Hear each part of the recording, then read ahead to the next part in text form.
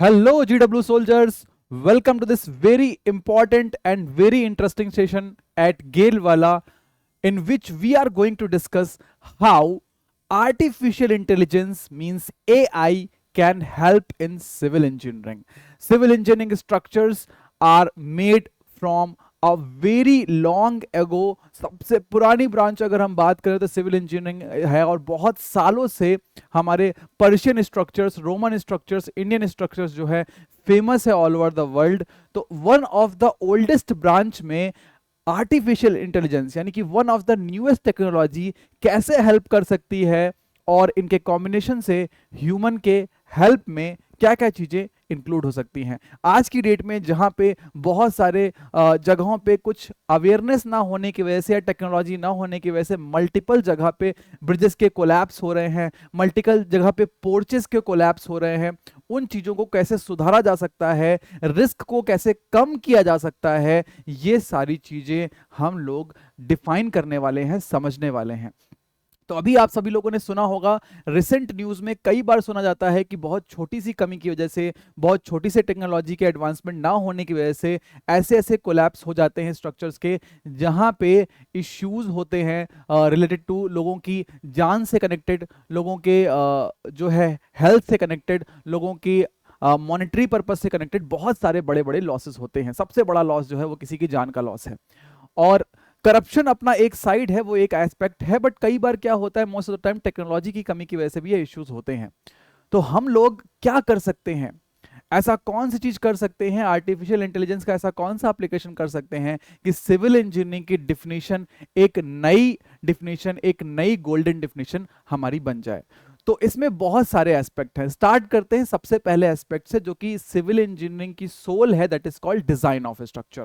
Design of structure में AI कैसे help कर सकता है। हमारे जो स्ट्रक्चर आज तक डिजाइन किए जाते हैं वो हमारे अभी तक traditional design methods, traditional design software से किए जाते हैं, बट अगर हम उसमें एआई का रोल और ऐड कर दें तो कई बार क्या होता है कि डिजाइन करते समय जो इनपुट डेटा होता है वो हम लोग मैनुअल पुट कर रहे होते हैं, और उस मैनुअल डेटा की एंट्री के बाद सॉफ्टवेयर उसको एनालाइज करता है। अब मैनुअल डेटा की एंट्री में ही कहीं गलती हो गई, बाई चांस कोई एंट्री मिस्टेक हो गई, तो वहां पे सॉफ्टवेयर को वो पकड़ना बहुत मुश्किल होता है, क्योंकि सॉफ्टवेयर गिवन डेटा पे वर्क करता है।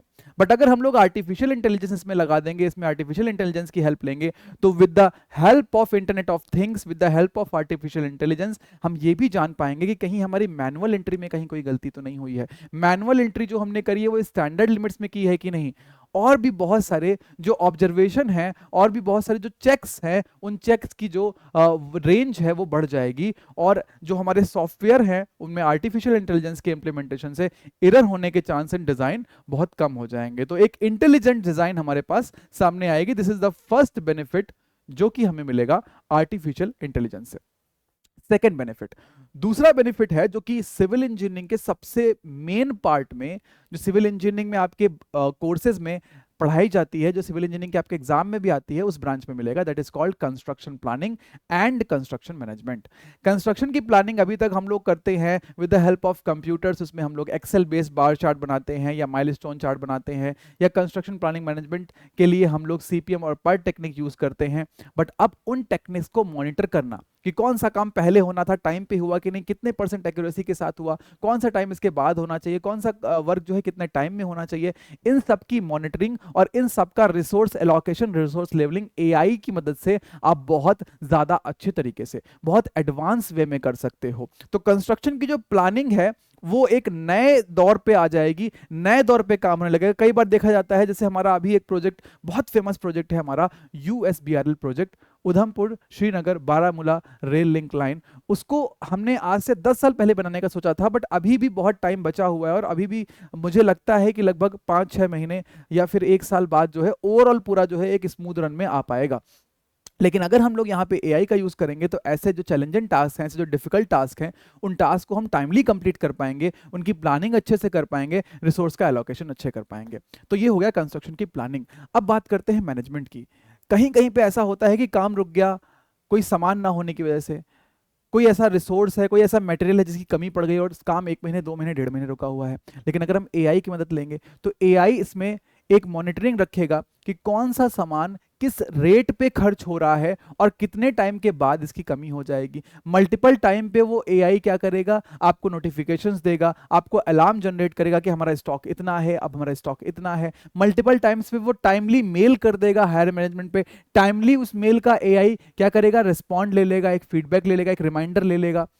तो इससे क्या होगा कि एआई जो है मल्टीपल टाइम्स पे जब कोई रिसोर्स खत्म होने वाला है उससे काफी पहले से जो है चीजों को एक तरीके से अपने खुद से एस्पेक्ट से डील कर रहा होगा। तो यहाँ मैनेजमेंट काफी इंप्रूव हो जाएगा, चीजों की कमी नहीं होगी। चीजों की कमी फिर भी हो सकती है जब भी कभी स्कैरसिटी होगी, बट उसके चांसेस कम हो जाएंगे, प्रोबेबिलिटी कम हो जाएगी कि हमारा कोई भी प्रोजेक्ट किसी रिसोर्स की कमी की वजह से रुके। तो यहाँ पे कंस्ट्रक्शन का मैनेजमेंट भी बहुत इंप्रूव हो जाएगा। This is the third thing. पहली चीज हो गई इंटेलिजेंट डिजाइन होगी हमारी, दूसरी चीज ये है कंस्ट्रक्शन प्लानिंग बहुत अच्छी होगी, तीसरी चीज कंस्ट्रक्शन का मैनेजमेंट भी बहुत अच्छा होगा।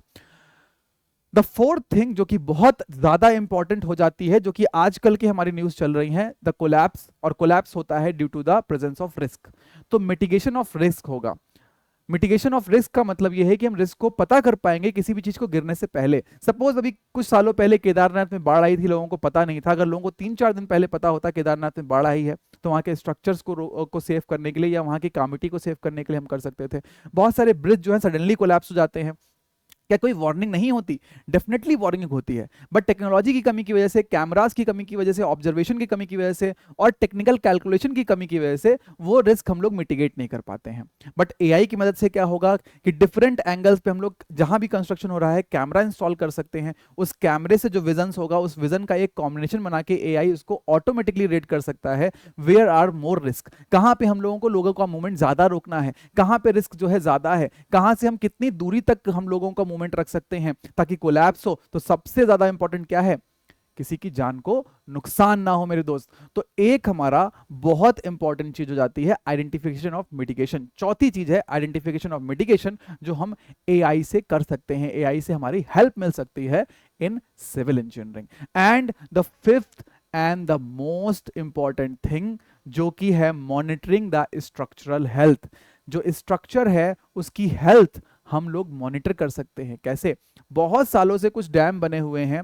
अभी मेरे घर के पास में ही नैनी में एक पुल बना हुआ है जो अंग्रेजों के जमाने का बना हुआ है, और वहां से Delhi Howrah the busiest route, most of the busiest route train निकलती हैं वहां से, और वो पुल अंग्रेजों के जमाने से बना हुआ है और अभी तक बहुत अच्छा काम चल रहा है। उसका काम बहुत अच्छा कर रहा है, उसका मेंटेनेंस और उसकी चेकिंग सब कुछ होती है। बट अगर हम उसकी स्ट्रक्चर मॉनिटरिंग हेल्थ कैसे करें? जो बहुत पुराने स्ट्रक्चर बने हुए हैं हमारे लिए काफी स्ट्रेटेजिक भी हैं और काफी इंपॉर्टेंट भी हैं। अगर उनमें से किसी एक चीज का फेलियर हो गया तो बहुत जगह का काम रुक जाएगा, बहुत जगह लोगों की दिनचर्या रुक जाएगी। उनका स्ट्रक्चरल हेल्थ सिस्टम, ऐसे बहुत सारे चीजें हैं, हावड़ा ब्रिज है, डैम है, टिहरी डैम है ना, बहुत सारी ऐसी चीजें हैं जिनका स्ट्रक्चरल हेल्थ मॉनिटर हम लोग एआई की मदद से कर सकते हैं। जिससे क्या होगा, जिससे हमारा हर एक टाइम पे पता चलेगा कि ये स्ट्रक्चर किस जगह पे वीक पड़ रहा है। जो मैनुअल ऑब्जर्वेशन में चीजें हमें जस्ट फेलियर से कुछ दिनों पहले पता चलती हैं, वो हमें सालों पहले पता चल सकती हैं कि यहां पे रिस्क ज्यादा है, यहां पे कोलैप्स होने के चांसेस ज्यादा हैं। दिल्ली एयरपोर्ट पे जो हमारा अभी एक बहुत दुखद हादसा हो गया था, या फिर बहुत सारे स्टेट्स में हम लोग देख रहे हैं कि ब्रिजेस के कोलैप्स सुनने को मिल रहे हैं। तो वो चीज़ों का जो नॉलेज है कि भैया ये होने वाला है, ये हमें 4 घंटे पहले, 5 घंटे पहले, कई बार 1 दिन पहले, कई बार महीनों भर पहले पता चल जाएगा कि भैया यहाँ पे structural health is not that good, आगे कभी भी चीज़ें खराब हो सकती हैं। तो हम उस स्ट्रक्चरल हेल्थ को कवर करके हमारे जो आगे नुकसान होने वाला है उसकी प्रोबेबिलिटी को मिनिमाइज कर सकते हैं और काफ़ी हद तक नुकसान को हम खत्म भी कर सकते हैं। तो ये हमारी इतनी सारे जो एस्पेक्ट्स हैं उनको एक बार समराइज करके सुनते हैं कि एआई का हेल्प बहुत ज्यादा हो सकता है सिविल इंजीनियरिंग में, और हो भी रहा है, लोग इनकॉर्पोरेट भी कर रहे हैं। सबसे पहला इंटेलिजेंट डिजाइन करने के लिए, डिजाइन बहुत अच्छी, बहुत इंटेलिजेंट हो सकती है। नंबर 2, हमारा जो कंस्ट्रक्शन प्लानिंग है उसको और बेटर कर सकते हैं। नंबर 3, कंस्ट्रक्शन का मैनेजमेंट हम बहुत अच्छा कर सकते हैं। Number 4, we can also identify and mitigate the risk. And number 5, जो पुराने स्ट्रक्चर्स हैं उनका स्ट्रक्चरल हेल्थ कितना है और उनको हम कब यूज में लाने से बंद कर सकते हैं, कब हम लोग दुर्घटना होने से पहले ही उनकी बजाय नया कोई स्ट्रक्चर बना सकते हैं, वो बता देंगे। अगर स्ट्रक्चरल हेल्थ समय के साथ खराब हो रही है और एआई मॉनिटरिंग से पता चला कि 5 साल बाद इस ब्रिज को यूज नहीं करना है, तो अभी से हम लोग उसके बगल में एक ब्रिज बना लेंगे जो कि 5 साल के 2 साल के अंदर हम कंप्लीट कर लेंगे। तो कोई बड़ी घटना होने से हमारी चीजें बच जाएंगी if we are applying the AI, the artificial intelligence in civil engineering. तो in this session my friends, I have tried to cover each and everything in a very crisp manner and in a very fast manner, ताकि आपको एक छोटी सी class में, छोटे से session में आपको बहुत सारा कंटेंट मिल जाए। तो इसी तरीके के इंपॉर्टेंट सेशन के लिए, इंपॉर्टेंट कंटेंट के लिए जुड़े रहें गेट वाला के लिए, गेट वाला के साथ। तब तक के लिए bye bye everyone, take care, मिलते हैं नेक्स्ट क्लास में। थैंक यू गाइस, जय हिंद।